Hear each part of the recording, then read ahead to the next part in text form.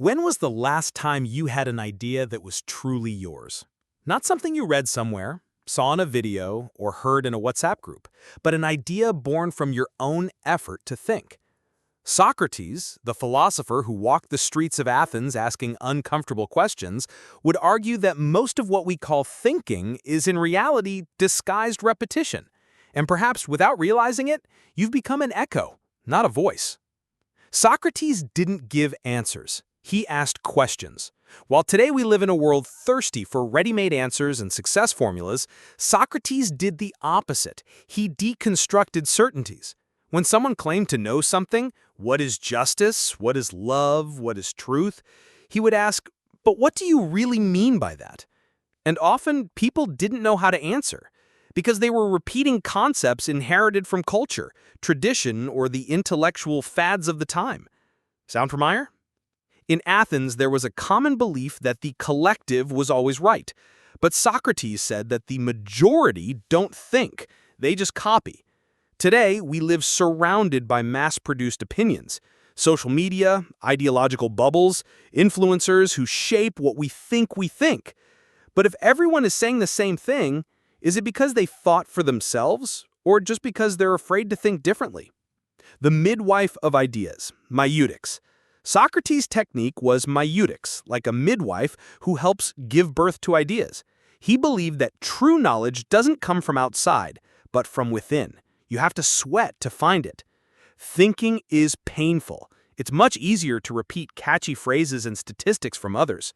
But repeating doesn't transform. Thinking does. In Romans 12:2, we read, "Do not conform to the pattern of this world, but be transformed by the renewing of your mind." In other words, don't copy, think, renew, question. Jesus also asked uncomfortable questions. How many times did he respond with another question? Why do you call me good? Who do people say I am? Where are your accusers? He, like Socrates, wanted to awaken, not to deliver quick answers, but to provoke reflection. The danger of independent thought. Thinking for oneself is uncomfortable, it's scary.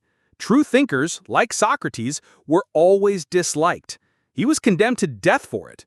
Why? Because questioning is dangerous. It makes people look inward, and looking inward can dismantle everything we believe to be truth. Cultivating your own mind. Pause before posting an opinion. Ask, did this come from me, or did I just copy it from someone I admire? Read things you disagree with. Practice silence. Write your own questions. Question your habits, values, beliefs.